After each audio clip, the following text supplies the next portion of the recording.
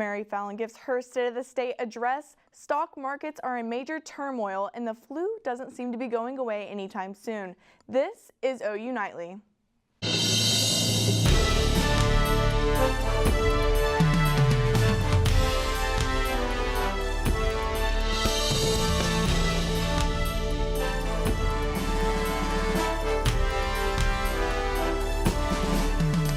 To OU Nightly, I'm Ashley Eddy. And I'm Kyle Payne. Governor Mary Fallin gave her final State of the State address today, and it's already a historic one. That's because this is the first time the Oklahoma legislature will be in a regular session and a special session at the same time. OU Nightly's Reagan Ledbetter joins us now live from the Capitol with more on what Fallin said today. Reagan. That's right, guys. There was no question today that the Oklahoma budget crisis was going to be the main topic for Governor Fallin's State of the State address. Fallin urged lawmakers to break the partisan gridlock and work together to end the budget crisis. She put emphasis on the new plan, Step Up Oklahoma, that will benefit teachers, mental health facilities, and prisons. But it's up to Oklahomans to come together and to support it. Budget crisis address the important policy goals that are in front of our state. There are no perfect solutions or plans. We know there is no perfect legislation. We also know that compromise is at the very core of the budget on which you will vote. When the hardest challenges come, when a crisis threatens, that's when Oklahomans as one rise up to show our state, our nation, and the world what we have always loved and called the Oklahoma Standard. The Step Up plan seeks to increase teacher pay by $5,000. This funding will come from tax increases on cigarettes, fuel, oil wells, and wind energy. We now go to OU Nightly's Matt Marks for more on what the Democrats had to say after today. Today's theme from Governor Fallin was around the word compromise. House Democrats agreed in principle to compromise on the Step Up Oklahoma budget plan with their counterparts, but negotiations still need to take place. We have been sitting down with leaders from the Step Up Coalition since mid-December and have expressed these changes that we'd like to see. And so we haven't walked away from the table and we haven't said no. We've said we would like to see these changes, and then we could absolutely vote for it. In the House, if a budget plan is going to be passed, Republicans need help from the Democrats, and right now with the current plan, that simply isn't going to happen. For more on the Republicans' reaction from today, here's Jaron Spor. Just because the Senate and House are both Republican controlled doesn't mean they are on the same page as the governor in terms of fixing the budget crisis. But today, Senate Republican leaders said they are optimistic that a compromise can be found. You know, most of that Step Up Oklahoma plan are things that we've already passed out of the Senate in bipartisan fashion, both the Republicans and Democrats working together.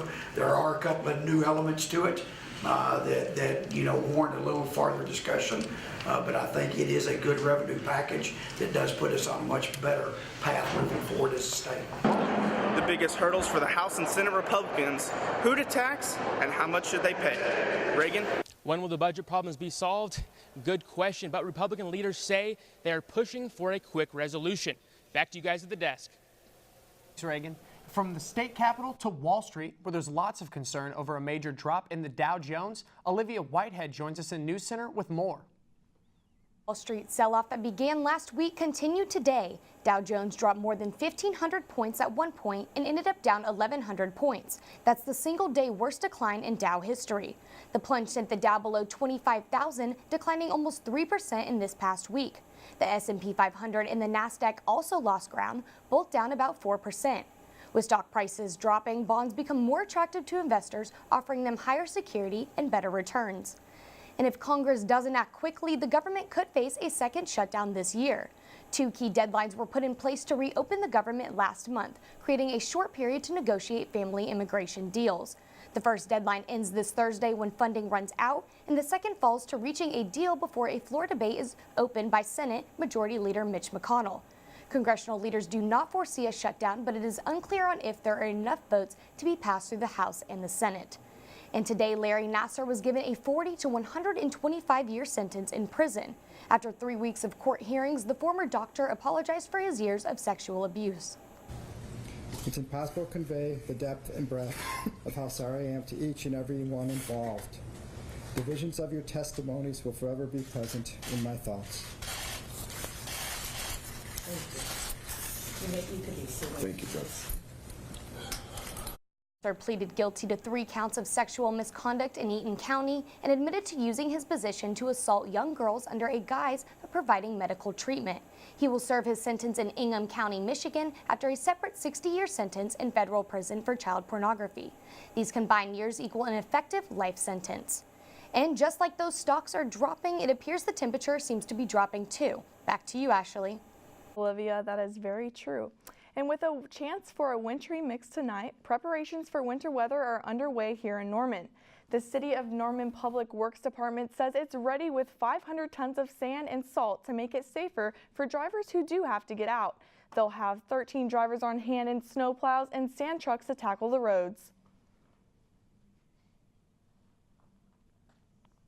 Beware of our vehicles that are out there and stay clear of them and give them the room they need to do their job and be safe. We have seen in a while, so the city wants to make sure everyone is prepared. It's great to know the city road crews are ready, and so is our weather team. Yes, Andrew is keeping an eye out on our chances for ice or snow. Andrew, what are you expecting for tomorrow? Absolutely, guys. We're watching this pretty closely. This is about what you can expect for tomorrow. Now, I'm not saying that every area in this big pink spot is going to have the wintry mix, but if there is precipitation tomorrow evening, that's what you can expect here, especially in Norman and in Oklahoma City, is our wintry mix and possible icing as well. Further to our south and southeast, expect more rain. Up north, could see some snow, but most of the snow should be staying up in Kansas. A lot of that's being helped through this warm air that's going to be moving in. That's what's going to cause our ice problem. And here's everything that I have coming up later in the show.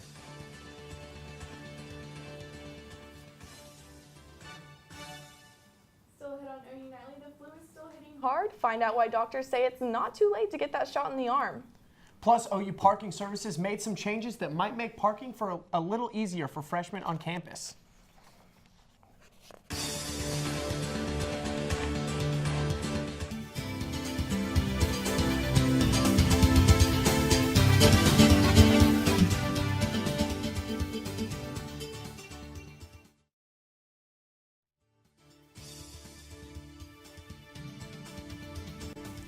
Zacharias Moussaoui, the only person convicted in the United States in connection with 9/11, is suing President Trump over his conditions in federal prison.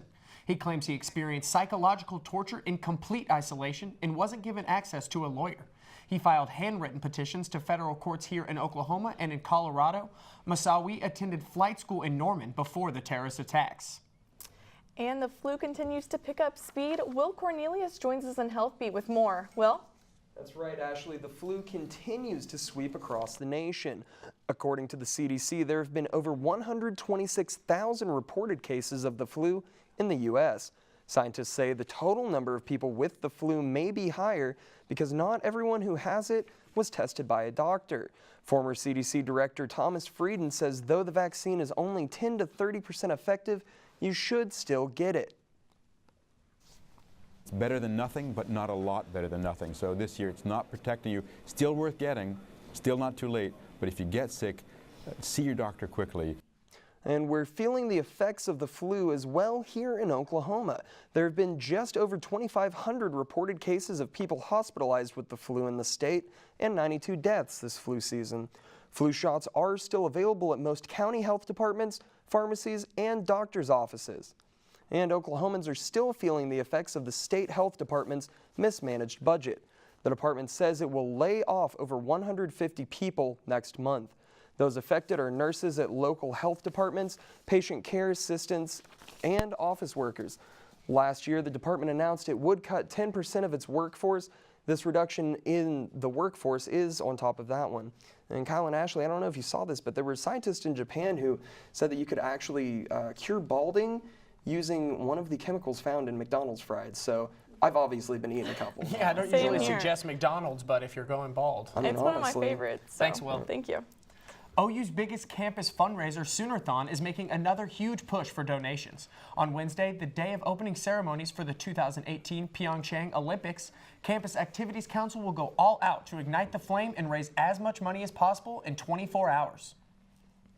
That's something that everyone is excited about. I mean, the Winter Olympics only happens every 4 years, and it's a really exciting opportunity for Soonerthon to kind of use that excitement that's building on campus to build excitement for Soonerthon, our event on March 3rd, and build excitement for these kids and these families that we're going to get to help.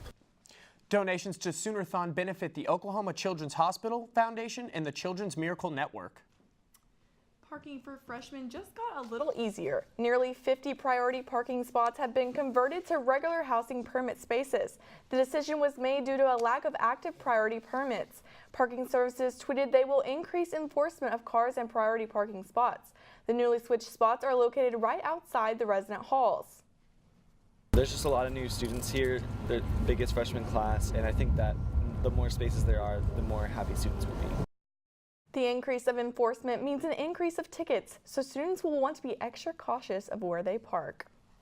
And still ahead on OU Nightly, we already talked a little about the frigid temperatures outside. Andrew Adams is back to tell us if there is more of that on the way. Andrew? That's right, guys. I'll let you know when you can expect our chance of ice tomorrow.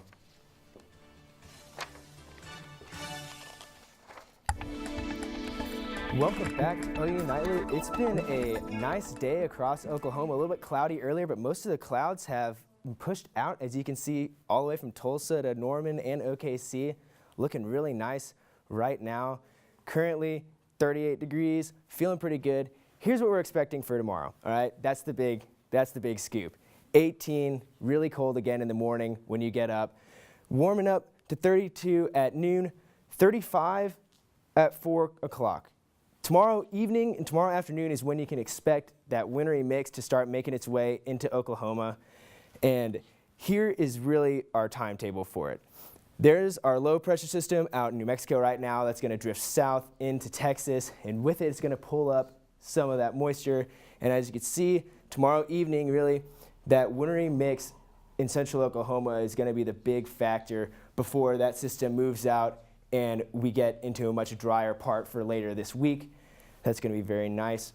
But the wintry mix tomorrow, we're not expecting much accumulation, but we are expecting some. Here in Norman, as we let this play through, there you have it, central Oklahoma with the wintry mix. We're calling it only 2/100ths of an inch in Norman and Oklahoma City.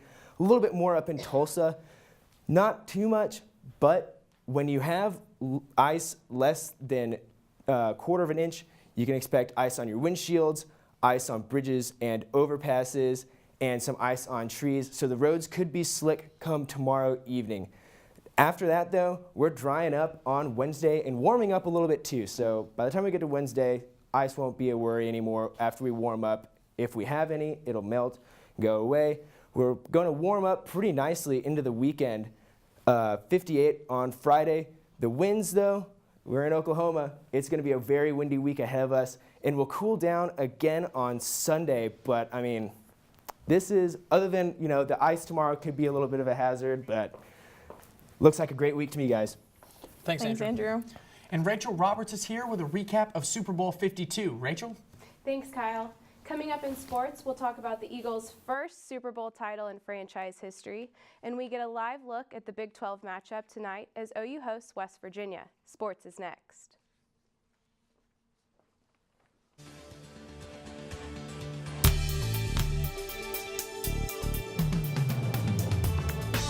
The Philadelphia Eagles took off their underdog masks and left everything on the field in last night's Super Bowl 52 matchup. Nick Foles, the backup quarterback turned Super Bowl MVP, led his team to an unforgettable 41-33 win over the New England Patriots. This is the Eagles' first ever Super Bowl win, and boy was it a fun game to watch. Foles played lights out and even got a touchdown of his own, pulling a little trickery before the half.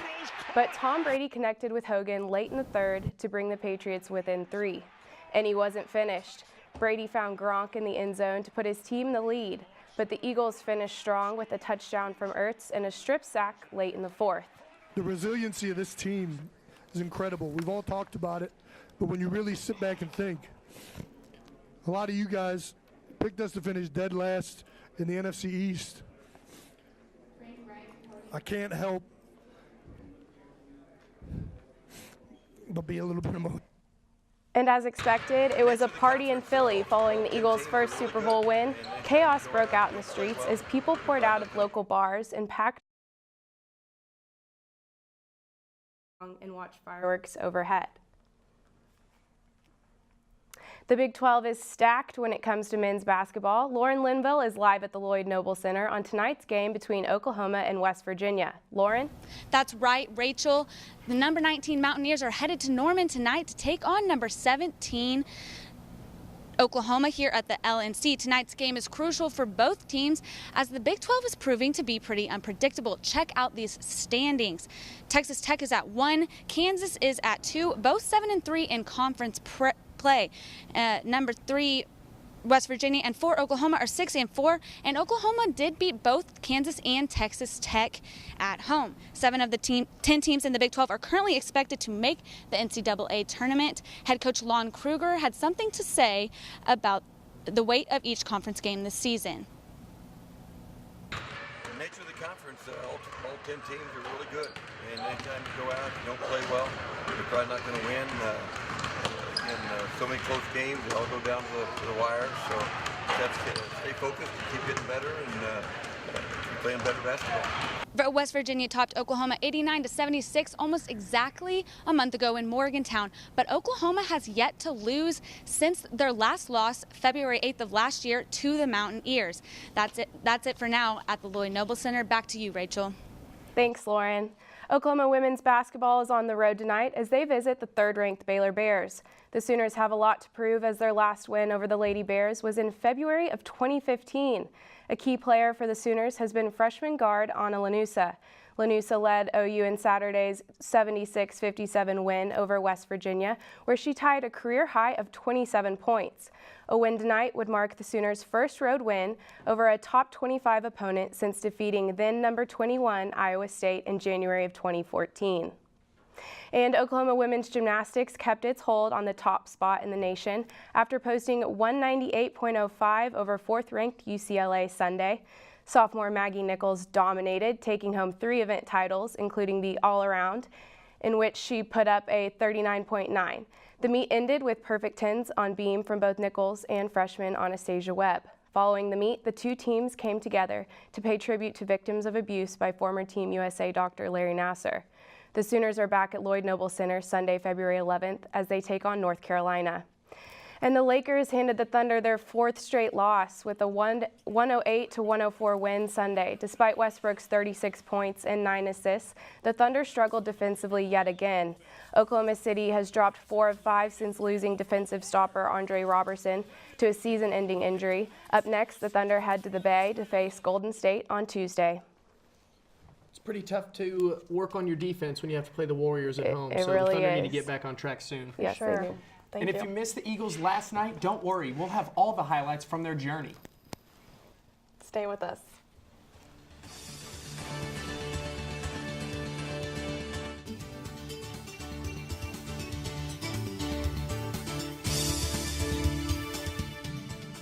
I'm Taitum Wilson at the Update Desk with breaking news on the ongoing investigation of OU's Delta Upsilon fraternity.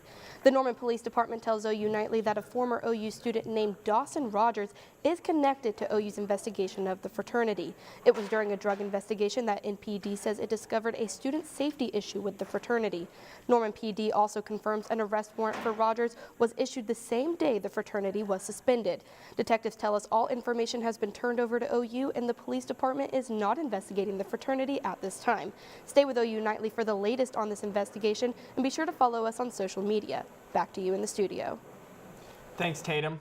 And thanks for watching OU Nightly, brought to you by Gaylord College at the University of Oklahoma. We'll see you back here tomorrow night live at 4:30. Have a great evening. And we leave you with highlights of the Eagles' historic run to Super Bowl 52. Good night.